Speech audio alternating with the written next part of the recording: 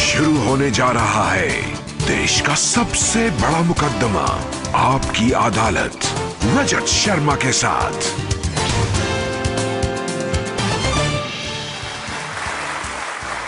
नमस्कार, आपकी अदालत में आपका स्वागत है। आपकी अदालत में आज पेश करेंगे एक ऐसी शख्सियत को जिससे बड़े बड़े नेता डरते हैं, एक ऐसी शख्सियत जिसे उनके एडमायरर्स करप्शन के खिलाफ सबसे बड़ा क्रूसेडर मानते हैं।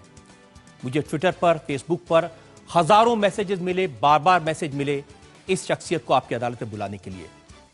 लेकिन इनके विरोधी कभी इन्हें मैवरिक कहते हैं, कभी इन्हें पागल कहते हैं। प्लीज वेलकम डॉक्टर सुब्रमण्यम स्वामी।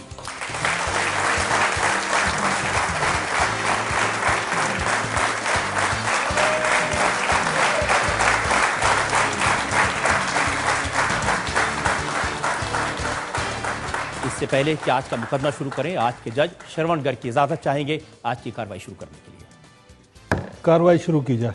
और इससे पहले कि पहला इल्जाम लगे, मैं सवाल पूछूं डॉक्टर स्वामी से, एक नजर डालेंगे डॉक्टर सुब्रमण्यम स्वामी के बैकग्राउंड पर। डॉक्टर सुब्रमण्यम स्वामी पिछले कई दिनों से लगातार चर्चा में हैं। डॉक्टर स्वामी ने 2G स्कैम को सुप्रीम कोर्ट तक पहुंचाया।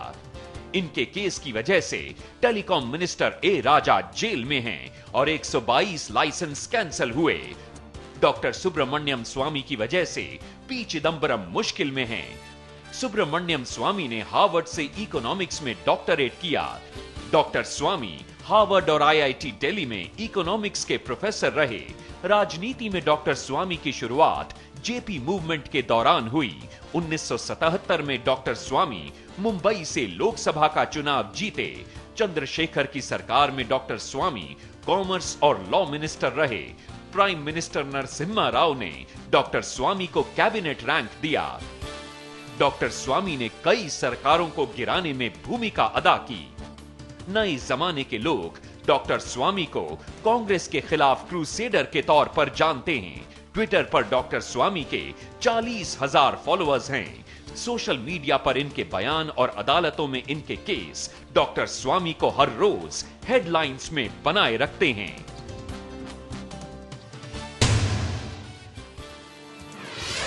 तो मुकदमा शुरू होता है। आपकी अदालत में पहला इल्जाम डॉक्टर सुब्रमण्यम स्वामी पर। आपकी अदालत में डॉक्टर सुब्रमण्यम स्वामी पर आरोप है कि ये बदले की भावना से काम करते हैं। डॉक्टर स्वामी, बड़े बड़े पॉलिटिकल लीडर, पावरफुल लोग, इंडस्ट्रियलिस्ट सब आपके नाम से डरते हैं। लोग कहते हैं कि स्वामी के ना आगे आना चाहिए ना स्वामी के पीछे। मिसगाइडेड मिसाइल है, कब किस पर चल जाए पता नहीं। तो क्यों इतना डरा के रखते हैं आप लोगों को? मैं उनको डरा सकता हूं क्योंकि उनका पोल खोल सकता हूं, वो मुझे नहीं डरा सकते क्योंकि मेरा कोई पोल खोलने के लिए कुछ है नहीं। डॉक्टर स्वामी, 1998 में इंडियन एक्सप्रेस में राम जेठमलानी का एक आर्टिकल छपा था आपके बारे में।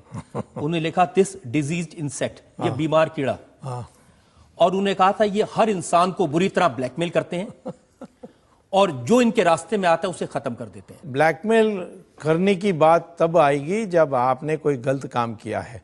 जब आपके पास कोई छिपाने का नहीं है, कोई ब्लैकमेल नहीं कर सकता। मुझे कोई ब्लैकमेल नहीं कर सकता मुझे, क्योंकि मैं कहता हूं कि मेरा जीवन खुला है।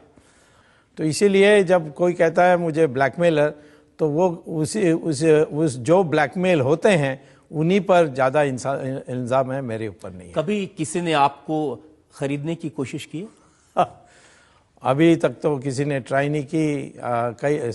कई लोग समझते हैं कि हम इतने दुष्ट हैं कि पैसा लेकर दोबारा उसी पैसा को उपयोग करके उनके पीछे पड़ेंगे और तेजी से।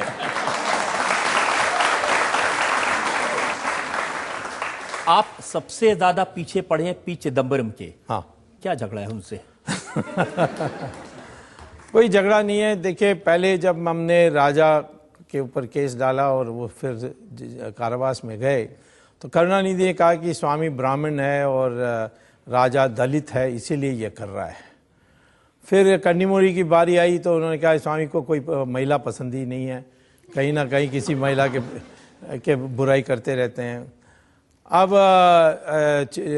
मारन आए, ये चिदंबरम आए, तो कई लोग कहते हैं ये सिर्फ मद्रासियों को जेल भेजने में लगा हुआ है, किसी पंजाबी को जेल में भेजने के लिए लगा नहीं है। तो ऐसे इल्ज़ाम लगते हैं क्योंकि नियत पर संदेह उठाने के लिए। लेकिन चिदम्बरम के सवाल पर मैं आपसे ये कहता हूँ कि जो दस्तावेज़ हैं, जो ट्रायल कोर्ट में जहाँ चिदम्बरम की बचाव हुई है, वहाँ भी न्यायाधीश ने ये स्वीकार किया है कि राजा के साथ मिलकर चिदम्बरम ने फैसला किया है। कपिल सिब्बल का स्टेटमेंट मैंने देखा, उन्होंने जिस दिन ये जजमेंट आया था उसी दिन उन्होंने कहा कि कोर्ट ने रिजेक्ट कर दिए स्वामी के सारे आरोपों को, और उन्होंने कहा कि पी चिदम्बरम को क्लीन चिट मिल गई है और इसके लिए स्वामी को माफी मांगनी चाहिए चिदम्बरम से। अब ये इस आजकल इस कपिल सिब्बल को जीरो सिब्बल कहते हैं क्योंकि उन्होंने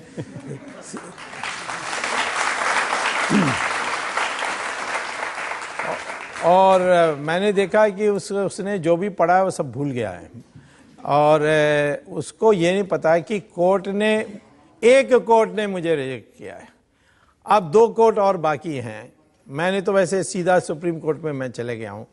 जब ये लाइसेंस कैंसिल करने की बात आई तो सुप्रीम कोर्ट ने मेरी बात को स्वीकार किया और लाइसेंसेस कैंसिल कर दिए। परंतु आपको ये भी जानना चाहिए, जब मैं इसी बात को लेकर हाई कोर्ट गया तो हाई कोर्ट ने मेरी इसको रिजेक्ट कर दिया था। तो हमारे विधि व्यवस्था में 3 स्तर होते हैं, एक कोर्ट रिजेक्ट करेगा तो दूसरे कोर्ट स्वीकार कर सकता है। ये कपिल जानता नहीं है, पता नहीं कौन सी जंगल में उन्होंने कहा कि है। सुप्रीम कोर्ट ने अपने आदेश में साफ कहा है कि संचार मंत्री ए राजा ने उस समय के वित्त मंत्री चिदम्बरम की सिफारिश नहीं मानी थी। नहीं, ऐसा नहीं कहा था। वो उसने ठीक से नहीं पढ़ा होगा, पता नहीं आजकल पढ़ना भी जानता है कि नहीं।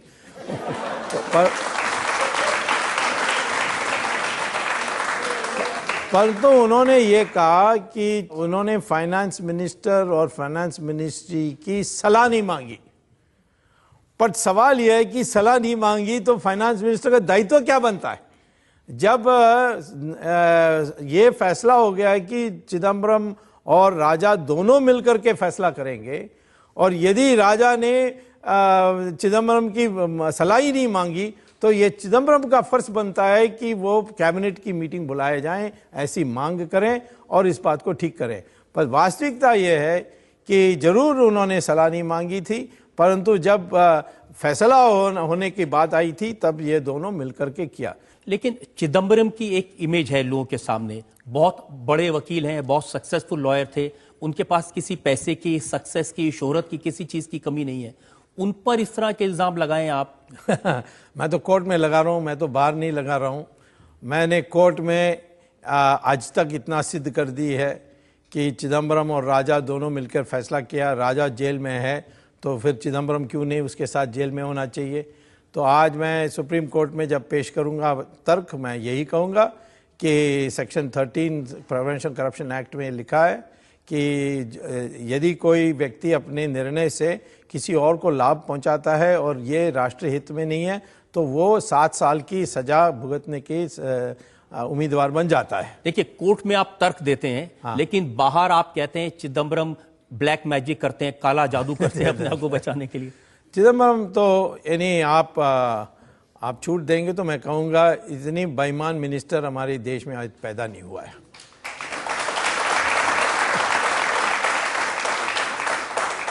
लेकिन उनकी इमेज ऐसी नहीं है, बहुत सारे लोगों के बारे में तो लोगों की परसेप्शन है। इमेज क्या होता है, देखिए सिनेमा में देखेंगे किसी की इमेज बनती है बड़े वीर की, बाहर आने देखें वो बड़ा कायल बन जाता है। इमेज तो एक बनावटी चीज़ है, वास्तविकता देखनी चाहिए। आपको ये वास्तविकता नहीं दिखती कि उन्होंने आपके बारे में कभी कोई गलत बात नहीं कही, कभी कोई छोटी बात नहीं कही? वो कहेगा तो उसको मैं दिखा दूंगा, जवाब दे दूंगा। अरे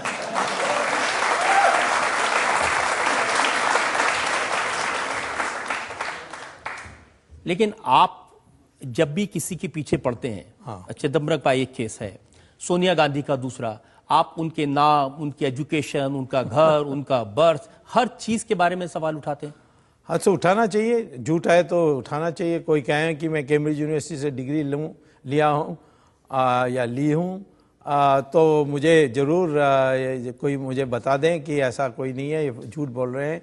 जैसे मैं कैम्ब्रिज यूनिवर्सिटी में कई बार लेक्चर के लिए जाता हूँ, मैं पूछता हूँ कि यहाँ आपके ये इस व्यक्ति ने आपके यूनिवर्सिटी में पढ़ा है? वो कहते हैं नहीं पढ़ा है। तो मैंने कहा चिट्ठी लिख कर दे दीजिए, तो रजिस्ट्रार मुझे चिट्ठी लिख कर देते हैं। तो अपने क्वालिफिकेशन के बारे झूठ बोलना ये हमारे देश में लेकिन अपराध ये है। तो आप सुप्रीम कोर्ट तक लेकर गए थे और वहां आपको कोई तो सफलता नहीं जज ने क्या कहा कि ये पुरानी बात हो गई है, अब थोड़ा विशाल हृदय से रहो, अब आगे से ये बोलेंगे नहीं। और इसीलिए पहले जो उम्मीदवार के फॉर्म्स भरे थे उसमें इस व्यक्ति ने जरूर कहा था कि मुझे कैम्ब्रिज यूनिवर्सिटी से डिग्री मिली, पर दूसरा आप उसके बाद देखिए उसमें उन्होंने उसको हटा दिया है। तो अब आप तो संतुष्ट होंगे, चलो हटा दिया, अच्छी बात है।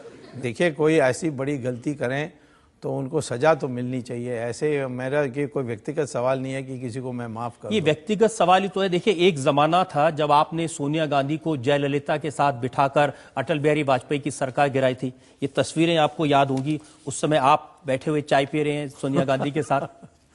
देखिए, एक जमाना ये भी था कि जब अर्जुन और दुर्योधन साथ मिलकर के चाय पीते थे। बाद में उन्होंने महाभारत में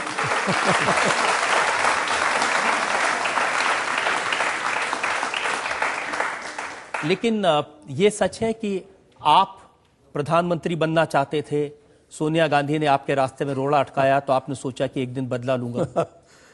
अब देखिए, हम प्रधानमंत्री बनने चाहते हैं। सब जिस देश में कोई भी राजनीतिज्ञ है वो समझता है कि उसको प्रधानमंत्री बनना चाहिए। मैंने अभी तक आज किसी को ऐसा राजनीतिज्ञों से नहीं मिला जो कहता है कि मैं नहीं बनने चाहता हूँ। हाँ, बनावटी में एक लोग बोल देते हैं, परंतु उसके लिए नहीं किया था। जो हमें दुख हुआ कि मेरे मित्र राजीव गांधी, जिसकी हत्या लिट्टे ने की, उनको जो 4 लोग पकड़े गए थे, सुप्रीम कोर्ट ने कहा उनको फांसी की सज़ा देनी चाहिए। उनके लिए सोनिया गांधी ने राष्ट्रपति को चिट्ठी लिखा कि उनको माफ़ किया जाए। ये मैं समझता हूँ कि हमारे राजीव गांधी जिसने बलिदान दी, इसके साथ धोखा हुआ, उसी पर नाराज़ी हुई। तो ये बात सही है कि नाराज़ी हुई तो आपने उनके ऊपर पर्सनल इल्ज़ाम लगाने शुरू कर दिए। ये भी कह दिया कि वो एंटीक्स चुरा के ले गई हैं देश से। हाँ, मैंने अभी तक कोई भी जो भी उनके बारे कहा वो कोर्ट में कहा। कोर्ट ने नोटिस दिया सीबीआई को। सीबीआई ने एफआईआर रजिस्टर करने से इनकार कर दिया और भविष्य में हमारी अपनी सरकार बनेगी तो दोबारा उसको उठा करके जो सज़ा मिलनी चाहिए सोनिया गांधी को, उसके लिए हम इंतज़ाम करेंगे। डॉक्टर स्वामी, कभी का आपको ये नहीं लगता कि कुछ ज़रूरत से ज़्यादा पर्सनल हो जाते हैं आप? नहीं, वो देखिए, पर्सनल का सवाल ही नहीं है। मैं अधिकांश लोग जिसके पीछे पड़ा हूँ वो उनको जानता भी नहीं हूँ। चिदम्बरम से मेरा कोई परिचय है ही नहीं। कभी कभी ऐसा होता है कि मेरे बारे कोई ऐसे अनाप शनाप बात कह दें तो फिर मुझे गुस्सा तो आता ही है। तो उस समय हम लेकिन ये सब वो लोग हैं, चाहे चिदम्बरम हो, चाहे सोनिया गांधी हो, कपिल सिब्बल हो, जो इलेक्शन जीत के आए हैं। आप तो कई सालों से चुनाव नहीं जीत पाए। नहीं, कई सालों से मैं चुनाव लड़ा नहीं। ये 2004 में मुझे जीतना था, बट इलेक्ट्रॉनिक वोटिंग मशीन में फ्रॉड हुआ, इसीलिए मैं हारा। इसीलिए मैं हाई कोर्ट में गया हूँ। अभी हाई कोर्ट ने जजमेंट दिया है कि इलेक्ट्रॉनिक वोटिंग मशीन में फ्रॉड हो सकता है और इलेक्शन कमीशन को आदेश दिया है कि इस पर पूरी सलाह करके फैसला करो। और मैं आपको बताना चाहता हूँ, जिन देशों ने इलेक्ट्रॉनिक वोटिंग मशीन उपयोग किया उसको अब छोड़ दिया। जर्मनी ने छोड़ दिया है, इंग्लैंड में इलेक्ट्रॉनिक वोटिंग मशीन नहीं है, अमेरिका में इलेक्ट्रॉनिक वोटिंग मशीन नहीं है, जापान में नहीं है, यूरोप में किसी देश में नहीं है। स्वामी, अगर इलेक्ट्रॉनिक वोटिंग मशीन में कोई गड़बड़ कर सकता तो उत्तर प्रदेश में कांग्रेस चौथे नंबर पर थोड़ी आती।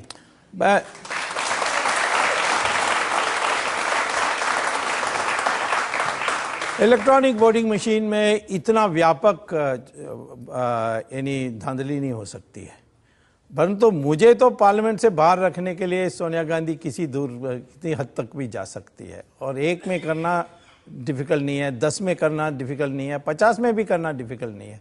उत्तर प्रदेश में उनको कर नहीं सकते थे, क्योंकि इसके आज हमें इतनी जानकारी मिल गई है इलेक्ट्रॉनिक वोटिंग मशीन के बारे कि अब मुश्किल है। तो आगे अभी हम 5 बार पार्लियामेंट जीत कर गए हैं। सिर्फ तो उत्तर प्रदेश नहीं, पंजाब में कांग्रेस हारी है, उत्तराखंड में भी हारते हारते बची है, नहीं, गोवा में हारी है, मणिपुर में जीत गई। तो आप कह रहे हैं मणिपुर में बस मणिपुर में आसान था करने के लिए, यहाँ मुश्किल था, यह है असली बात। और मैं ये कहता हूँ कि आज परिस्थिति ऐसे बदल रहे हैं कि कोऑपरेट करने के लिए भी लोग तैयार नहीं हैं इलेक्ट्रॉनिक वोटिंग मशीन में। लेकिन डॉक्टर स्वामी ये क्या बात हुई कि जहां कांग्रेस जीत गई वहां इलेक्ट्रॉनिक वोटिंग मशीन में गड़बड़ हुई, जहां वो हार गई वहां मशीन ठीक है? आपने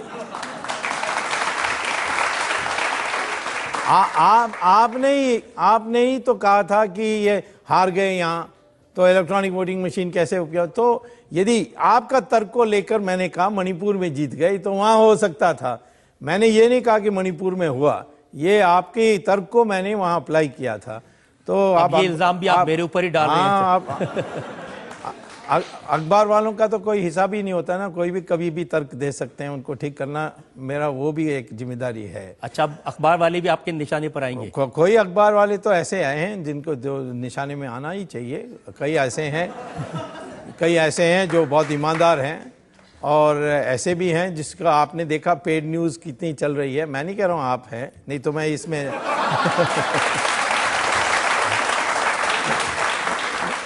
ऐसा मुझे संदेह होता तो मैं इस अदालत में पेश ही नहीं होता, और वो भी एक अखबार वालों के जज के सामने।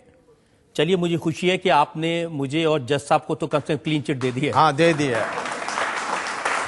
डॉक्टर स्वामी, बहुत सारे इल्जाम मेरे पास में, और जैसे आपने ईवीएम की मशीन की बात की, इस तरह से बहुत सारी बातें आप कहते हैं जिस पर लेकर लोग परेशान होते हैं, उन सब के बारे में मुझे आपसे सवाल पूछने हैं। हम एक ब्रेक के रुके हैं और ब्रेक के बाद आपकी अदालत में डॉक्टर सुब्रमण्यम स्वामी पर जनता के मुकदमे का एक और दौर। डॉक्टर साहब, ऐसे बात कहते हैं आप जिसका कोई सिर पैर नहीं होता। आपने कह दिया राहुल गांधी बुद्धू है। अब मैं प्राध्यापक हूं तो इसीलिए बुद्धू को पहचानता हूं बहुत आसानी से।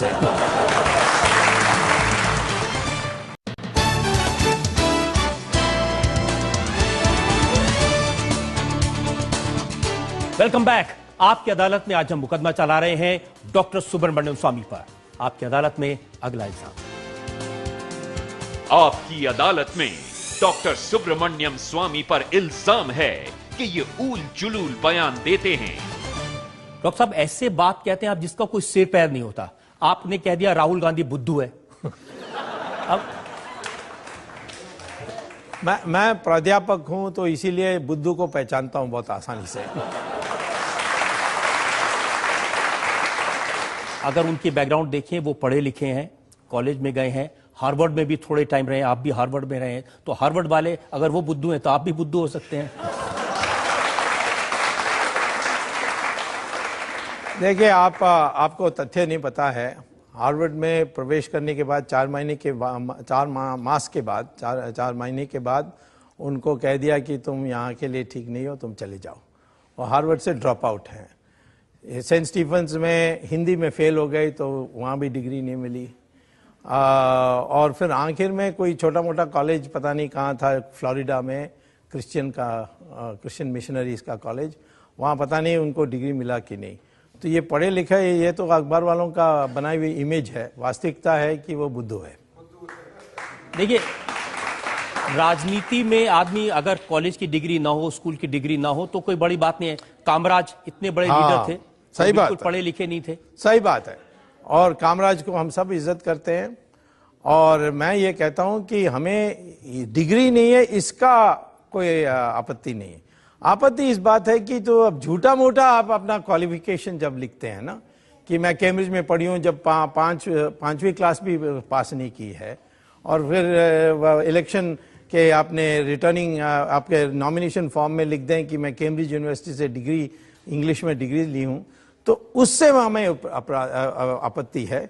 और सुप्रीम कोर्ट ने भी कई बार कहा है कि नौकरी में कोई एजुकेशन क्वालिफिकेशन झूठ बोलेगा तो उसको नौकरी से हटा देना। लेकिन ये नौकरी नहीं है, वो चुनाव जीते हैं, और उनकी पार्टी के नेता दिग्विजय सिंह का बयान हमने देखा, उन्होंने कहा कि राहुल गांधी जब चाहे प्रधानमंत्री बन सकते हैं। हाँ, वो दिग्विजय का तो उसको मैं बुद्धू नहीं कह सकता हूं क्योंकि उसका दिमाग टेढ़ा है, तो इसीलिए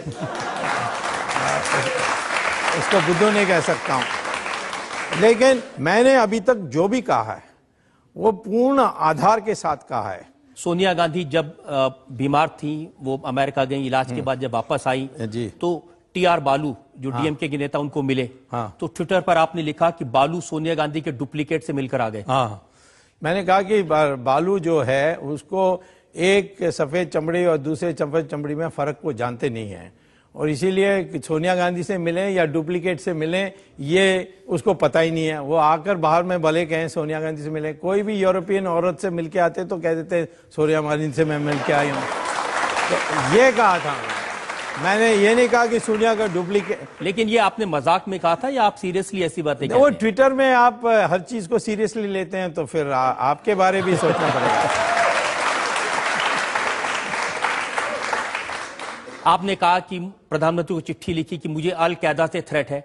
अब अल कायदा आपके पीछे क्यों पड़ेगा? नहीं, मैंने ऐसा नहीं लिखा। मैंने एक फोटोस्टैट कॉपी भेजा, ओरिजिनल में भेजा, फोटोस्टैट कॉपी मेरे पास है, और जो मुझे कश्मीर से आया जिसमें वो अल कायदा के लेटर हेड में था।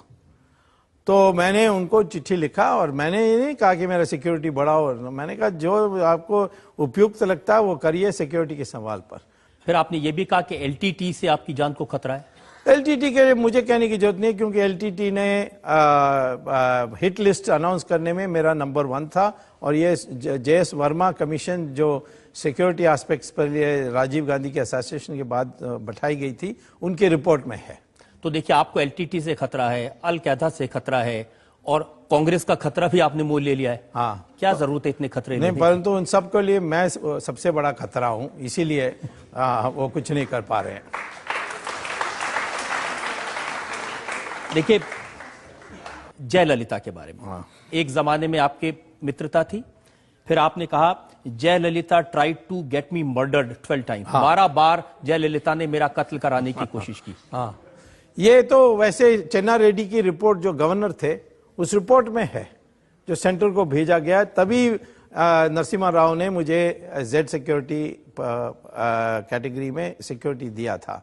और ये फ्रंटलाइन मैगजीन में एक एक का विवरण है, और इतनी हिंसा के घटनाएं मेरे साथ हुए, तो उसमें वो सफल होते तो निश्चित मेरा देहांत होता।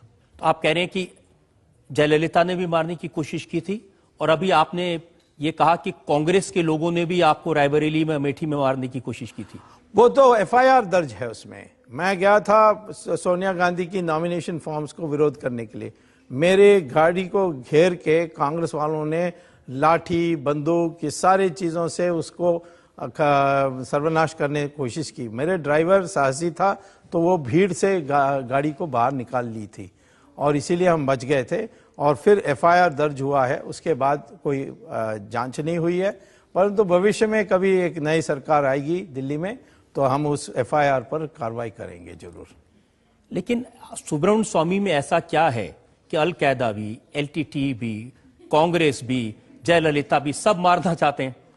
तो नेचुरली हम उनके सबके लिए खतरा हैं, और यदि भगवान की अनुग्रह और आशीर्वाद है तो ये कुछ कर नहीं सकते। ये तो आप जानते हैं, हमारे देश में एक अटूट विश्वास होती है लोगों को कि आप धार्मिक काम करोगे तो कोई आपका कुछ नहीं कर सकता। आपको डर नहीं लगता कभी? मैं अभी तक किसी बात पर डरा नहीं। मैं इस अदालत में आने के लिए डरा नहीं, तो किस बात पर मैं डरूंगा। तो मैंने आपका एक इंटरव्यू सुना था जिसमें आपने बोले थे कि मेरे पास भ्रष्ट मंत्रियों का बहुत सारा लिस्ट है, तो आप अगले भ्रष्ट मंत्रियों का खुलासा कब करने जा रहे हैं? पहले तो अभी ये चिदम्बरम का सुप्रीम कोर्ट में होने दो, उसके बाद मंत्री का बारी नहीं आएगा। जो मंत्री पद से बाहर हैं उनका एक नाम आएगा, और मैं बोलूंगा तो वो दुखी हो जाएंगे, इसीलिए मैं नहीं बोलूंगा। मैं दुखी नहीं होऊंगा। और तो सोनिया गांधी के बारी आएगी, और बाकी मंत्री एक बार वो चले जाएगी तो सारे मंत्री को 5 मिनट का काम है इनको साफ करने के लिए। ये तो सुन के आश्चर्य नहीं होता, क्योंकि ये तो देखिए जो ऑडियंस है वो भी जानती है, जो आपके ट्विटर के सपोर्टर वो भी जानते हैं कि आप कांग्रेस और गांधी परिवार के पीछे तो पड़े हुए हैं। आपको हर चीज में, रात को सपने में भी आपको सोनिया गांधी और राहुल गांधी नजर आते हैं।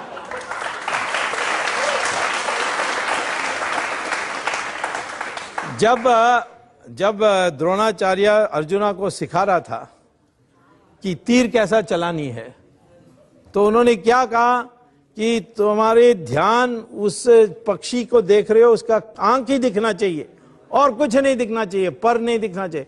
वैसे ही मैं जब किसी के पीछे पड़ जाता हूं तो स्वप्न भी उनको ही देखता हूं, और मुझे और कुछ नहीं दिखता है, और इसी तरीके से शिकार करनी चाहिए, वैसे और किसी तरीके से नहीं करना चाहिए। मैंने देखा आपने रॉबर्ट वड्रा पर तरह तरह के इल्जाम लगाए। हाँ, लगाए उसमें। वो तो बेचारे राजनीति भी नहीं है, अपना बिजनेस करते हैं। अब वो क्या बिजनेस करते हैं ये पहले पता करें।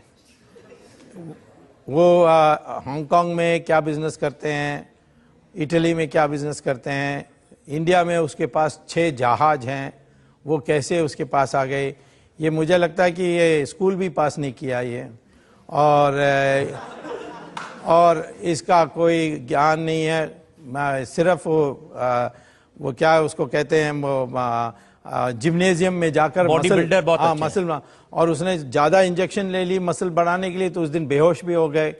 तो उसकी हालत ख़राब है, और आजकल पारिवारिक स्थिति भी अच्छी नहीं है, तो उसका कम बोलें तो अच्छा है। ये जो इतने सारे आप इल्जाम लगाते हैं कि उनके पास होटल भी है, उनके जेट भी हैं, जी, कोई सबूत है या ऐसे ही आप कह देते हैं? मैंने अभी तक कोई ऐसे आरोप नहीं लगाए जिसको बाद में आवश्यक पड़े समय मैंने सबूत पेश नहीं की। इसीलिए आज तक कोई भी मेरे खिलाफ डेफेमेशन केस जीत नहीं सका। लेकिन आपके खिलाफ 60 डेफेमेशन केस हैं। एक बार जयललिता ने 100 डेफेमेशन केस डाली, और मैं सुप्रीम कोर्ट में जाकर 5 मिनट में सारे 100 डेफेमेशन केस को रद्द करा दिया। तो आप भी डालकर देखिए क्या हाल होता है आपका। मुझे तो शायद जरूरत नहीं पड़ेगी, लेकिन जिन लोगों पर आप इल्जाम लगाते हैं ये लोग तो जरूर कोर्ट जाएंगे आपके खिलाफ। नहीं, कोई नहीं गया है अभी तक। एक बार कांग्रेस वालों ने मेरे ऊपर डेफेमेशन केस डाली कि मैंने सोनिया गांधी की बदनाम की, तो मैंने कोर्ट में कहा कि सोनिया गांधी को कटघरे में खड़ा करिए, मैं क्रॉस एग्जामिनेशन करनी चाहता हूं। तो कांग्रेस वालों ने केस वापस ले ली। तो ये अभी तक तो किसी ने नहीं किया। कई बार आपके बयान ऐसे होते हैं जिनका इम्प्लीकेशन बहुत ज्यादा हो सकता है। आपने कहा कि आईएसआई के पास में इंफॉर्मेशन है, हमारे जो पॉलिटिकल लीडर्स हैं उनके पास कितना ब्लैक मनी है। हाँ बिल्कुल, क्योंकि ये ब्लैक मनी हवाला एजेंट्स के रूप के द्वारा विदेशों में जमा होती है, और ये दुबई में जाकर वहाँ से वितरण होती है। दुबई में आप कोई फाइनेंशियल ट्रांजैक्शन नहीं कर सकते हैं जब तक आईएसआई को सलाम नहीं भरोगे, और सारे हमारे हवाला एजेंट्स आईएसआई के गुड बुक्स में रहते हैं, और इसीलिए आईएसआई को सारा कुछ पता है। और इसीलिए मैंने ये भी कहा था कि अफजल गुरु को फांसी देना या कश्यप को फांसी देना, ये आज की वर्तमान सरकार से उम्मीद मत करिए, क्योंकि वो पाकिस्तान से डरते हैं। लेकिन ऐसे इल्जाम लगाने का क्या सबूत आपके पास हो सकता है? इसमें सबूत क्या चाहिए आपको? कसाब को तो नहीं फांसी दे रहे हैं, वो तो कोर्ट में पेंडिंग है। कौन कहता है कोर्ट में पेंडिंग है? आप ये जो अफजल गुरु का कौन से कोर्ट में पेंडिंग है? राष्ट्रपति के सामने पेंडिंग है। राष्ट्रपति इतना समय क्यों लगा रहे हैं? बाकी चीजों में तो बड़ी तेजी से कर देती है, इसमें क्यों इतना समय लगा रहे हैं? और ये एलटीटी के जो 4 लोग हैं उनको क्यों नहीं उनको क्यों अभी तक नहीं दिया? 1999 में सुप्रीम कोर्ट ने कहा था इनको फांसी देना चाहिए, अभी तक नहीं दिया है। तो इसके पीछे यही हो सकता है कि ये डरते हैं। अब हो सकता है कि बेसिस पर आप इतनी बड़ी बात कह देते हैं। अब जब कुछ मुझे कोई मजबूर करें कि आधार दें तो दे दूंगा। अब कोई मुझे पूछता ही नहीं है आधार। मैं आपसे पूछ रहा हूं, बताइए। ये पहले ही बता देते तो मैं ये पहले ही बता देते तो मैं सारा डॉक्यूमेंट के बक्सा लेकर यहाँ आ जाता और सामने पेश करता। परंतु आपने मुझे कहा कि आप अक्यूज्ड के रूप में यहाँ आना है, वकील के रूप में नहीं आना है। तो अगले बार आप मुझे वकील बना के यहाँ बुलाइए तो मैं सारा पेश करके जाता हूँ। अक्यूज्ड के लिए कभी हमारे डॉक्टर स्वामी से जनता में जो लोग सवाल पूछना चाहते हैं, जी हाँ, आप यहाँ सेकंड रो में। हाँ, आप हर वक्त अगेंस्ट क्यों जाते हैं कांग्रेस के? लोकतांत्रिक देश है, अतिथि देवो भव मानते हैं हम। सोनिया गांधी को हम चाहे तो इज्जत दे, हम एक हैं, वो भावना हो।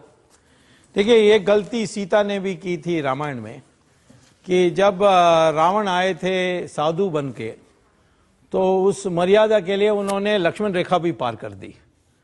तो कोई वेश बदल के हमारे देश में आ जाए तो हम तो विश्वास करने वाले नहीं है। सीता जय।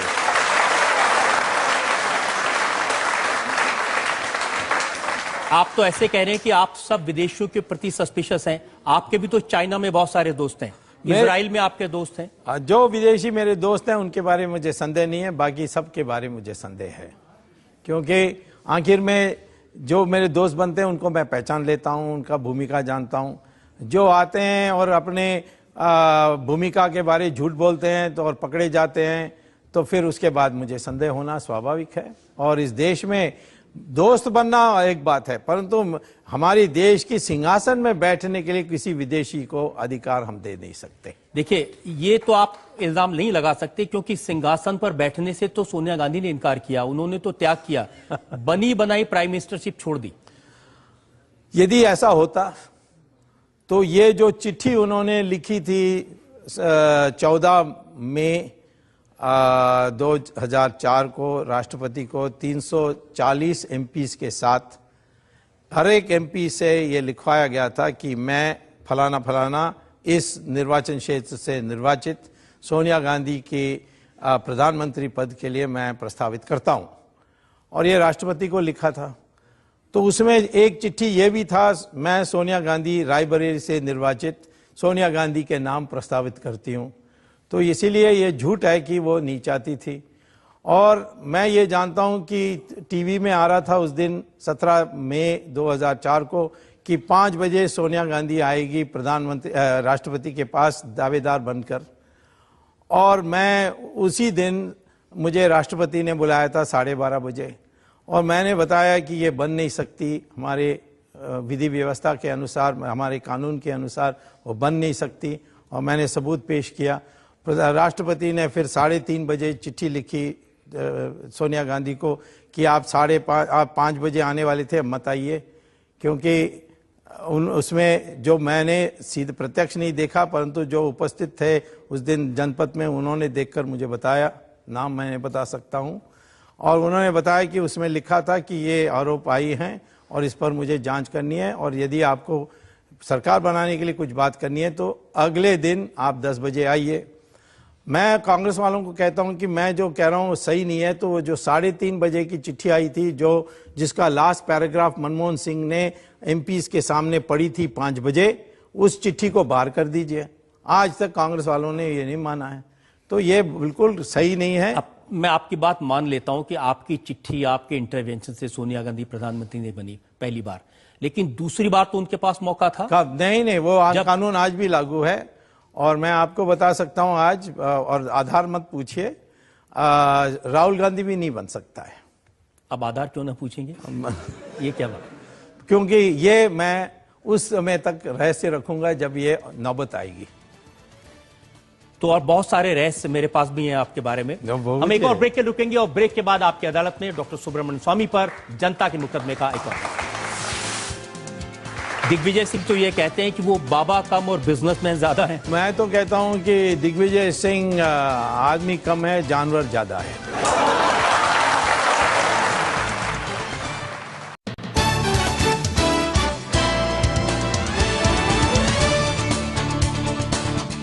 Welcome back. आपकी अदालत में आज हमारे मेहमान हैं डॉक्टर सुब्रमण्यम स्वामी। आपकी अदालत में अगला इल्जाम। आपकी अदालत में डॉक्टर सुब्रमण्यम स्वामी पर इल्जाम है कि इनके दोहरे मापदंड हैं।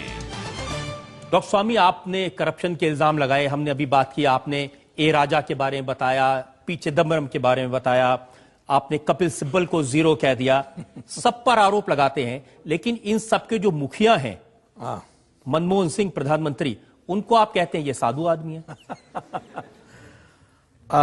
आदमी तो साधु है, पर नपुंसक भी है।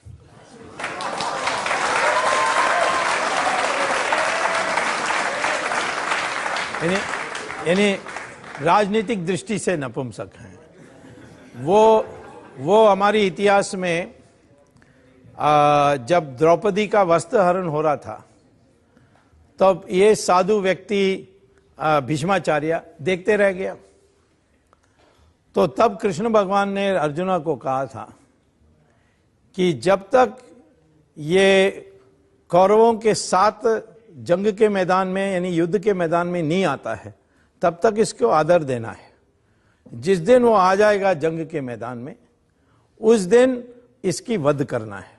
तो मैं आज ये कहता हूं कि प्रधानमंत्री कभी आगे ये सारे करप्ट लोगों के लिए वकालत करने के लिए बाहर निकलेंगे तो मैं इनको जरूर इनके ऊपर जो आरोप लगानी है वो लगाऊंगा।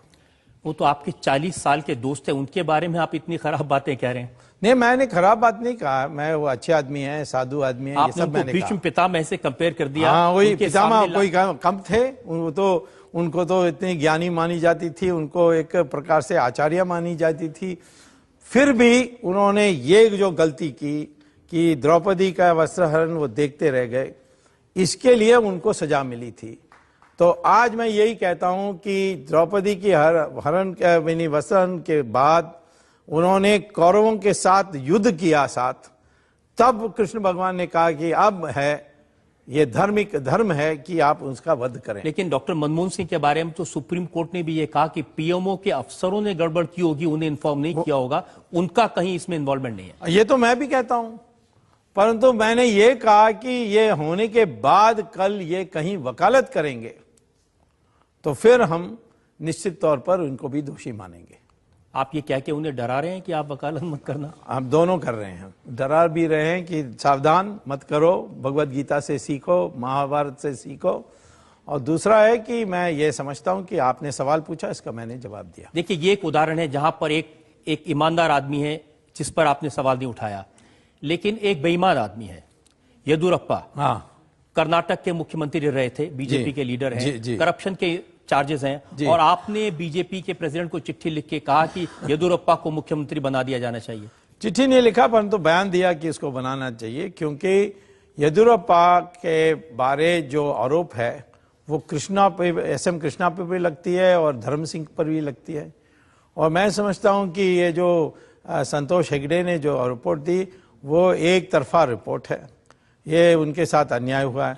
दूसरा है कि जो नोटिफिकेशन के आधार पर जिसके लिए उनको सजा दी गई, यानी पद छोड़ने की सजा दी गई थी, उसमें आज कोर्ट से बरी होकर आए हैं।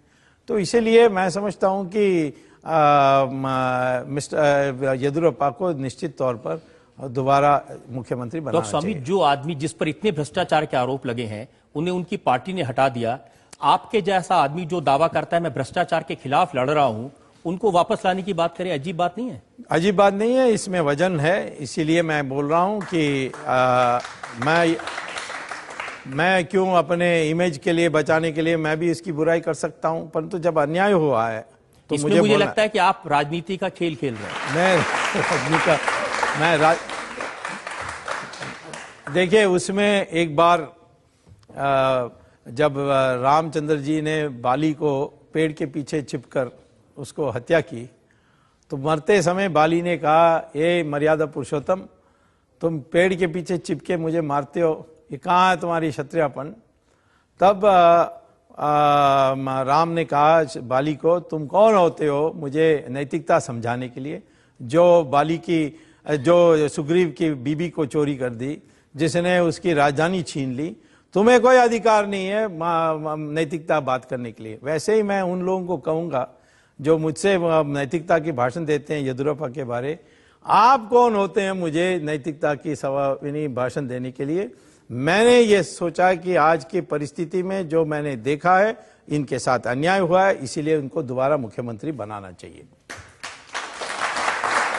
डॉक्टर स्वामी, आप सबको नैतिकता का पाठ पढ़ाते हैं, तो कोई तो आपको भी पाठ पढ़ा सकता है। तो जरूर, मेरे गुरु जो यहाँ देश के जो वरिष्ठ साधु संत हैं वो मुझे पढ़ा सकते हैं, मैं सुनता भी हूँ।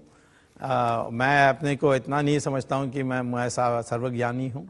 साधु संत तो आजकल आप बाबा रामदेव के साथ बहुत दिखाई देते हैं। हाँ, बाबा रामदेव को बहुत मानता हूँ, बहुत ज्ञानी हैं और उन्होंने हमारे देश को योगा के लिए विदेशों में चमकाया है और इतने कर्मयोगी हैं कि मैं समझता हूं, मैं एक हिंदुस्तानी होने के नाते गर्व करता हूं कि मैं उनको जानता हूं। लेकिन दिग्विजय सिंह तो ये कहते हैं कि वो बाबा कम और बिजनेसमैन ज्यादा हैं। तो मैं तो कहता हूं कि दिग्विजय सिंह आदमी कम है, जानवर ज्यादा है।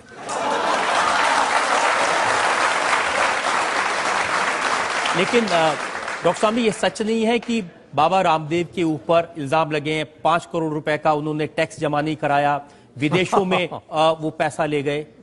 नहीं, ऐसे ये सारे कोई इंतजाम ऐसे ही हवा में आती है। ये जहां तक टैक्स की सवाल है वो मैंने पता भी किया है, वो कोर्ट में जीत गए, यानी इनकम टैक्स के सामने जीत गए, और उसके बाद अभी वो इनकम टैक्स वालों ने उसके लिए अपील की है, उसमें भी हार जाएंगे। रामदेव ने अपने के लिए कुछ नहीं किया है, और ये इनकी आदत है, कहीं ना कहीं कुछ ना कुछ ढूंढे, कुछ मिला नहीं है तो ये जोड़ देते हैं। परंतु रामदेव ने जो राष्ट्र की सेवा की है उसके देखते हुए और ये जो आरोप लग रहे हैं उसकी वास्तविकता पता करके मैं कहूँगा कि इनकी मानता बढ़ती है, कम नहीं होती है। और अन्ना हजारे, आपको उनके बारे में लगता है वो भी ईमानदार हैं? क्योंकि उन पर भी बहुत सारे इल्जाम लगाए गए। नहीं, मैंने नहीं लगाए। हाँ, ये सरकार की तरफ से। हाँ, ये सरकार कौन होता है आरोप लगाने के लिए? मैं तो ये कहता हूं कि जितने ईमानदार अन्ना हजारे हैं उतना कांग्रेस में सारे के उनके पार्टी के सबके ईमानदारी जोड़ने के बाद भी उसकी अनुपात में नहीं आ सकती। एक ही प्रॉब्लम है अन्ना हजारे के बारे कि उनके साथ जो टीम है वो एक वामपंथी टीम है, और इसीलिए वो उनको इस एक रास्ते में फंसा दिया है कि एक कानून पास हो जाएगा तो सारा चमत्कार हो जाएगा। मैं समझता हूं कि ये इनका जन लोकपाल बिल पास हो जाए तो बहुत अच्छा है, परंतु मैंने सिद्ध कर दिया है कि आज के वर्तमान विधि व्यवस्था में भी आप लोगों को दंडित कर सकते हैं, भले थोड़ी देर से हो सकती है। इसीलिए ये कहना कि सबको उखाड़ के फेंको, इसको जब तक ये नई कानून नहीं बनेगी तब तक हम अनशन करेंगे, अमरण अनशन करेंगे, इस तरीके की जो बातें हैं ये मैं समझता हूं अन्ना हजारे को। देखिए, आप 2G केस का कह रहे हैं कि आपने इसमें लोगों को पकड़वाया, जेल गए, लेकिन ये एक केस है और वो केस इसलिए हो पाया कि सुप्रीम कोर्ट उसमें मॉनिटरिंग कर रहा था जी। लेकिन करप्शन के हजारों केस हैं, आम आदमी हर रोज करप्शन से जूझता है। हाँ, नहीं, मैं तो ये कहता हूं कि ऊपर वालों को पकड़ने की प्रक्रिया शुरू हो जाएगी तो नीचे वाले भी ठीक हो जाएंगे। करप्शन ऊपर से नीचे जाती है, और इसीलिए हमें जब हम ऊपर वालों के जो बड़े लोगों का उनको पीछे लगे हुए हैं तो लोग कहते हैं कि ये कांस्टेबल को भी पकड़ो और ये क्लार्क को भी पकड़ो। ये सारा जो माहौल बनी है ये नेता भ्रष्ट होने के बाद ये नीचे आई है, नहीं तो हमारे देश के लोग बड़े ईमानदार लोग हैं।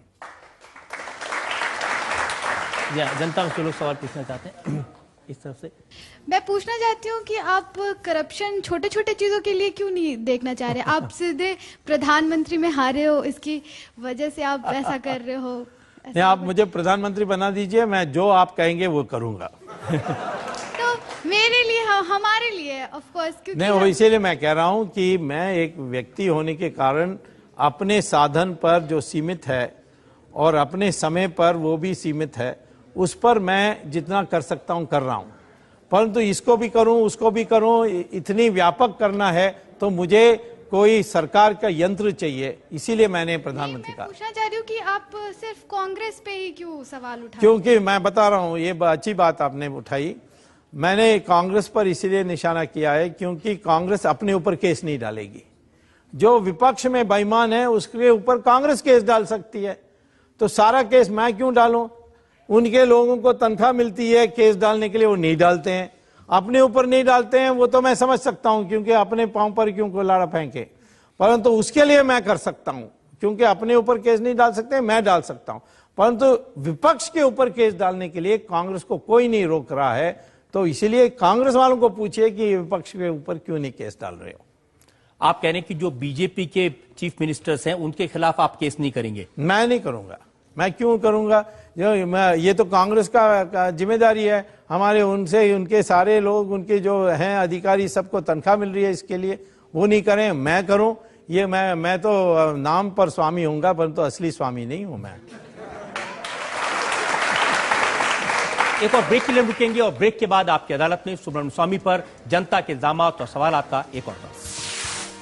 सोनिया गांधी के बारे जो मुझे आज पता लगा है, जो उस समय पता नहीं था, इस कारण से मैं इस अदालत में वचन दे सकता हूं, शपथ ले सकता हूं कि मैं उसके साथ कभी नहीं जाऊंगा।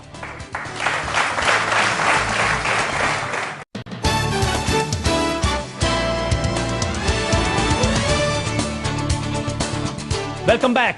आपकी अदालत में आज हम मुकदमा चला रहे हैं, सवाल पूछ रहे हैं डॉक्टर सुब्रमण्यम स्वामी से। आपकी अदालत में अगला हिस्सा। आपकी अदालत में डॉक्टर सुब्रमण्यम स्वामी पर आरोप है कि इनकी सोच सांप्रदायिक है। डॉक्टर साहब, आपके परिवार के बारे में जब पढ़ रहा था तो पता चला आपकी वाइफ पारसी है, सन इन लॉ मुस्लिम है, आपके परिवार में क्रिश्चियन भी हैं, जू भी हैं, फिर आप इतने सांप्रदायिक कैसे हो गए? हिंदूवादी?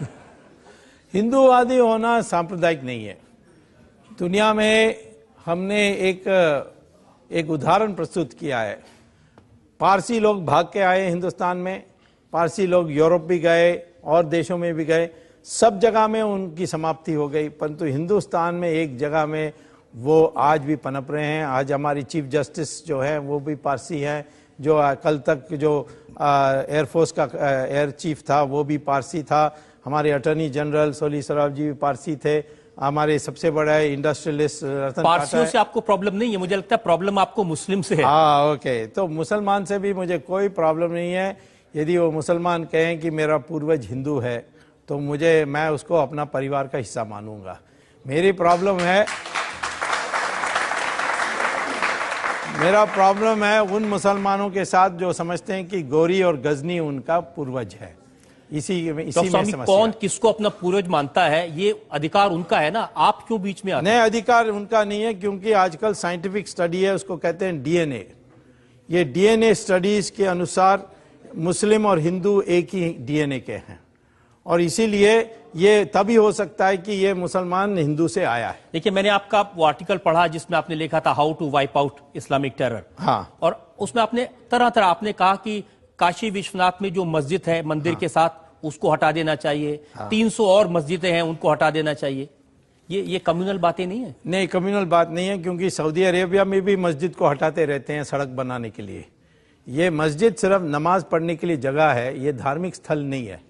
जैसे मंदिर होता है धार्मिक स्थल। लेकिन इससे सेंटिमेंट जुड़े हैं लोगों के। नहीं, क्यों सेंटिमेंट? जब सऊदी अरेबिया में जहां मोहम्मद नमाज पढ़ता था, बिलाल मस्जिद, उसको तोड़ दिया सऊदी अरेबिया में। तो लोकतंत्र नहीं है ना, हमारे यहाँ तो। अरे वहां मुसलमान मानते हैं ना, वो तो सबसे श्रेष्ठ मुसलमान देश मानी जाती है। पाकिस्तान में जब अभी ये मुशर्रफ ने 6 मस्जिदों को तोड़ दी, मस्जिदों को तोड़ के दूसरी जगह में बनाया जा सकता है। तो सिर्फ मस्जिद को तोड़ा जाए, अगर मंदिर रास्ते पे हो तो उसको नहीं तोड़ा जाए? मंदिर यदि प्राण प्रतिष्ठा पूजा से मंदिर बनी है तो नहीं तोड़ा जा सकता है, परंतु प्राण प्रतिष्ठा के बिना ऐसे अनाप शनाप फुटपाथ में बन जाते हैं, उनको तो तोड़ा जा सकता है। तो आप कह रहे हैं कि भारत को हिंदू राष्ट्र बना देना चाहिए? नहीं, मैंने ये नहीं कहा हिंदू राष्ट्र बनाना चाहिए। मैंने कहा भारत का मूल धारा हिंदू संस्कृति है, और उस हिंदू संस्कृति में क्रिश्चियन भी है, मुस्लिम भी है। सिर्फ उनको कहना चाहिए हमारा पूर्वज हिंदू है और उसको हम आदर करते हैं और हम गर्व से कहते हैं,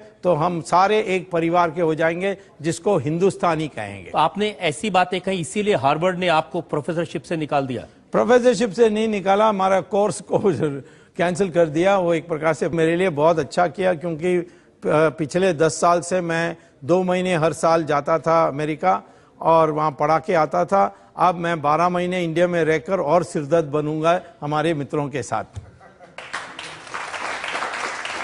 ये सही है कि आजकल आरएसएस के लोगों से आपकी काफी दोस्ती है, और ये जो आप कह रहे हैं ये आरएसएस की बातें ज्यादा हैं?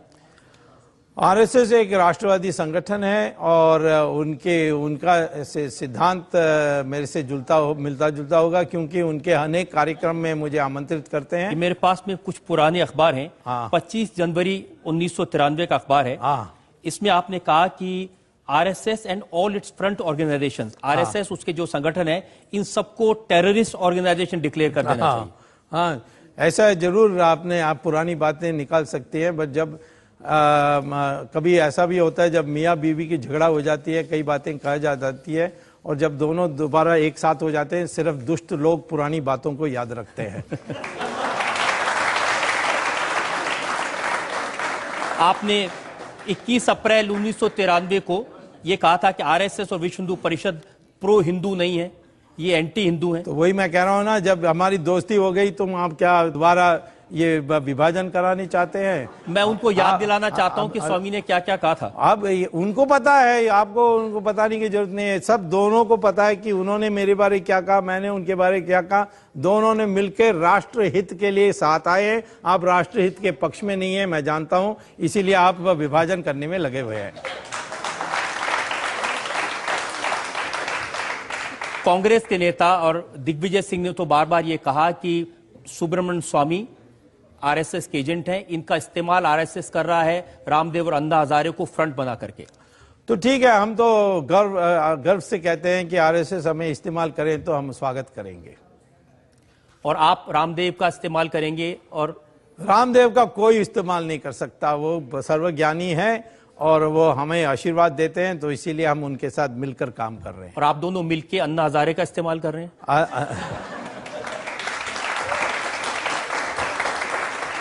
ज्यादा अच्छा होगा कि हम इस्तेमाल करें, ये टीम अन्ना ना करे। ये इसके लिए मैं कहता हूं, अन्ना हजारे को मुक्त कराने के लिए हमें जरूर उनके साथ दोस्ती करनी कल को आप कांग्रेस और सोनिया गांधी से भी इसी तरह की दोस्ती कर लेंगे? कहेंगे पुराना झगड़ा था, खत्म हो गया, ये आप सिफारिश कर रहे हैं या सवाल पूछ रहे हैं? मैं ये कहता हूं कि जहां हमारे देश में भ्रष्टाचार हुआ है वहां तो कभी माफ करने का सवाल ही नहीं। जयललिता से आपके भ्रष्टाचार की लड़ाई थी, हाँ। लेकिन अब आपकी फिर से दोस्ती हो गई जयललिता। क्योंकि जयललिता ने कहा कि जो मैंने उनके ऊपर केस डाली, जो बंगलोर का केस है वही मैंने भी डाली थी, उसको वापस करने के लिए वो मांगेंगे नहीं, तो इसीलिए मैंने कहा फिर ठीक है, फिर तो व्यक्तिगत दोस्ती हो सकती है। परंतु अगर चिदम्बरम आपसे आके कहें कि केस वापस करने के लिए नहीं कहूंगा, दोस्ती कर लीजिए। वो दोस्ती करने में कि मैं किसी से बुरा नहीं मानता हूं। मैं सेंट्रल हॉल पार्लियामेंट जाता हूं तो कांग्रेस वालों के साथ बैठ करके कॉफी पीता हूं, तो मैं तो ये इसमें कोई मुझे अहंकार नहीं है। परंतु उनके साथ मैं क्या गठबंधन करूंगा? नहीं करूंगा। एक बार आपने सोनिया गांधी के साथ भी गठबंधन किया था, हाँ। तो अब क्या गारंटी आप वापस ऐसे गठबंधन नहीं करेंगे? गारंटी लाइफ में हो नहीं सकती है कभी किसी बात पर इतना मैं आपको कह सकता हूं कि सोनिया गांधी के बारे जो मुझे आज पता लगा है, जो उस समय पता नहीं था, इस कारण से मैं इस अदालत में वचन दे सकता हूं, शपथ ले सकता हूं कि मैं उसके साथ कभी नहीं जाऊंगा। स्वामी जी, आप इतने विश्वविख्यात व्यक्ति हैं, इतने बुद्धिमान हैं, अनुभवी हैं, मैं समझता हूं कि आपकी जो इतना ज्ञान है राष्ट्र के निर्माण में या समाज के उत्थान में आना चाहिए, ना कि इन्वेस्टिगेटिव पॉलिटिक्स में आकर के। आपका इस बारे में क्या कहना है?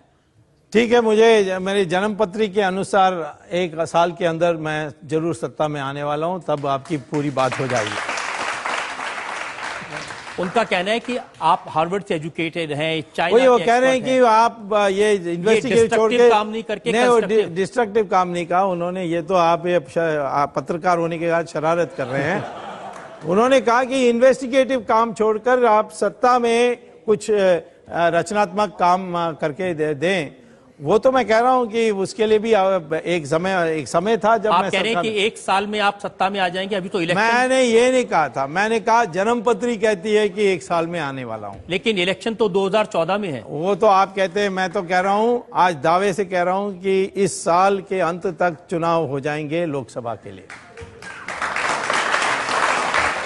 डॉक्टर स्वामी, हमने आपसे हर तरह के सवाल पूछे, कांग्रेस पार्टी पर, आरएसएस पर, आपकी राजनीति पर, और बड़ी सफाई से आपने जवाब दिए। हम एक ब्रेक के रुकेंगे और ब्रेक के बाद सुनेंगे आपकी अदालत में आज के जज श्रवण गर्ग का फैसला आज के मुकदमे पर।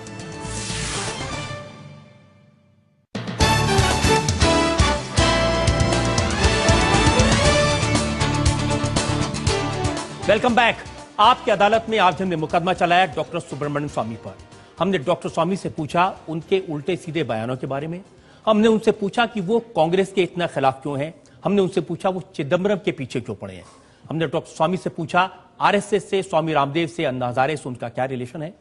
अब वक्त है आपकी अदालत में आज के जज श्रवण गर्ग के फैसले का। केंद्रीय मंत्रिमंडल के सदस्य जितना डॉक्टर स्वामी से डरते हैं उतना अपने प्रधानमंत्री डॉक्टर मनमोहन सिंह से भी नहीं डरते। डॉक्टर स्वामी एक आदमी की फौज है जो भ्रष्टाचार के खिलाफ अकेले लड़ रहे हैं। डॉक्टर स्वामी का बस चले तो केवल मनमोहन सिंह को छोड़कर पूरी कांग्रेस को जेल में भिजवा दें। जनता की अदालत द्वारा डॉक्टर स्वामी को केवल इसी शर्त पर तमाम आरोपों से बरी किया जाता है कि वे भ्रष्ट नेताओं को अदालतों के कटघरों में खड़ा करने की लड़ाई हर कीमत पर जारी रखेंगे।